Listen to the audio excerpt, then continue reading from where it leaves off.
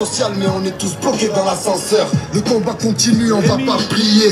Ça va? Il y a eu des morts. Ouais, alors, vous avez mis du son là? On a mis un peu de son pour mettre un peu, ramener un peu d'ambiance sur la manif, mais c'est assez incroyable de voir qu'on est parqué là, place Vauban. Parqué Nassé?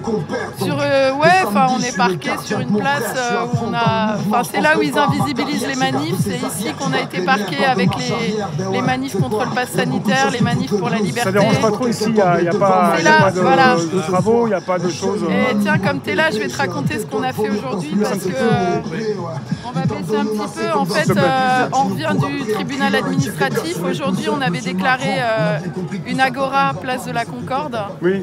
Et le préfet nous avait proposé aucun lieu alternatif, ce qui est illégal. Ah. Et on a fait un référé liberté qu'on a envoyé ce matin en appuyant notre requête sur le fait que le préfet n'avait proposé aucun lieu alternatif, ce qui est illégal, manifestement illégal. D'accord. Et en dénonçant aussi qu'on a eu, comme d'habitude, l'arrêté au dernier moment et que la semaine dernière, le tribunal administratif avait levé l'arrêté d'interdiction sur la place de la Concorde. Ils avaient autorisé la manif déclarée par Solidaire. Solidaire avait déclaré la place de la Concorde jeudi dernier. Oui, il y a 3 jours. Hein. Il y a 3 jours. Ouais, et ils avaient déclaré cette manif et ils ont fait un référé liberté qu'ils ont gagné. Ça a marché, ouais. Et là, ça a marché jeudi dernier. Donc on a refait la même requête et ce que j'avais fait déjà en 2020 lorsque j'avais fait lever 3 arrêtés d'interdiction du préfet qui interdisaient les manifs contre le pass sanitaire. Et on a eu une décision tout à l'heure à 13h51 du tribunal administratif complètement hallucinante parce qu'ils ont refusé la requête sous le prétexte qu'elle était arrivée trop tard. Donc c'est même pas parce que le préfet avait illégalement interdit sans proposer de lieu. Ils ont dit que la requête était arrivée trop tard alors qu'il était 13h50 et qu'on avait déclaré la manif jusqu'à 19h place de la Concorde. Donc on voit à quel point même toutes les institutions judiciaires de justice protègent le gouvernement et empêchent surtout les manifestations déclarées pacifiques et légales puisqu'on a proposé de faire une agora citoyenne complètement légale. Donc on a fait appel de la décision du rejet de la requête auprès du Conseil d'État et on n'a pas eu d'audience. On a envoyé une requête et là on vient de sortir du Conseil d'État, on n'a eu aucune requête. Expliquez, voilà. Qu'est-ce qu'on peut en déduire? Donc, ce qu'on en déduit, c'est que le gouvernement cherche à favoriser l'insurrection. Il refuse que les manifestants pacifiques citoyens puissent manifester légalement sur des lieux, puisqu'on avait déclaré comme Solidaire, comme l'intersyndicale, il faut savoir, hein, parce que les gens disent qu'il faut des manifs non déclarés, mais ça c'est impossible, on ne peut plus du tout manifester sans déclaration. Là aujourd'hui c'est déclaré, place Vauban.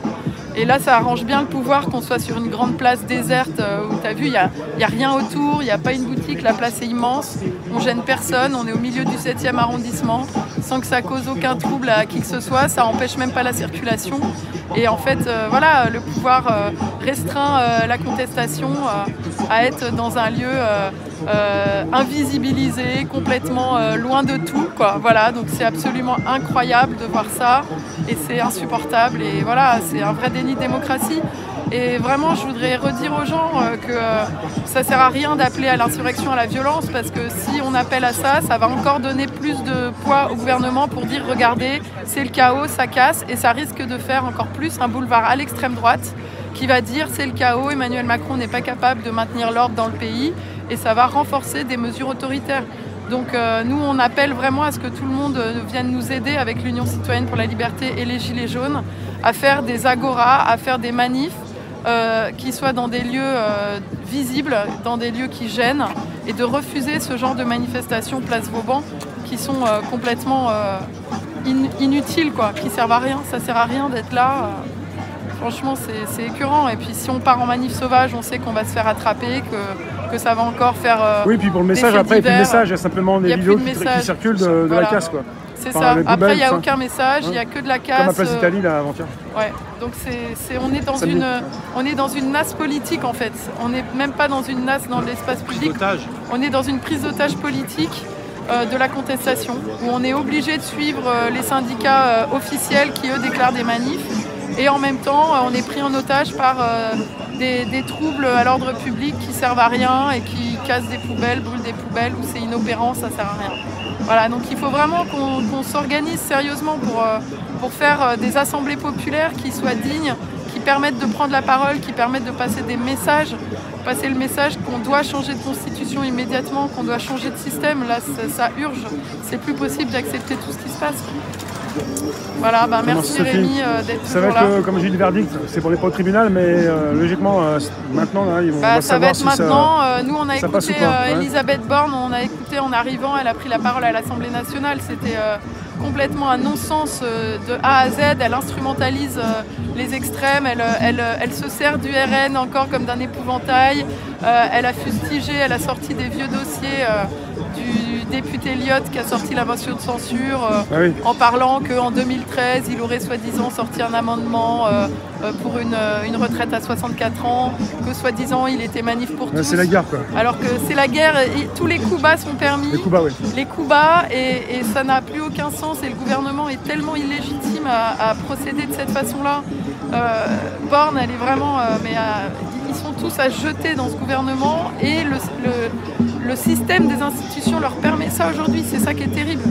Parce qu'elle a justifié, elle a osé justifier l'utilisation du 49.3 comme étant normal et comme permettant au gouvernement d'être raisonnable pour faire passer soi-disant une réforme qui serait selon eux essentielle et indispensable. On est dans un non-sens total puisqu'économiquement ça ne tient pas. Cette réforme des retraites, économiquement, elle est là uniquement pour empêcher la hausse des impôts et la hausse des impôts sur les riches, la hausse de l'ISF et de taxer évidemment les dividendes et les profits extraordinaires de toutes les grosses sociétés du CAC 40.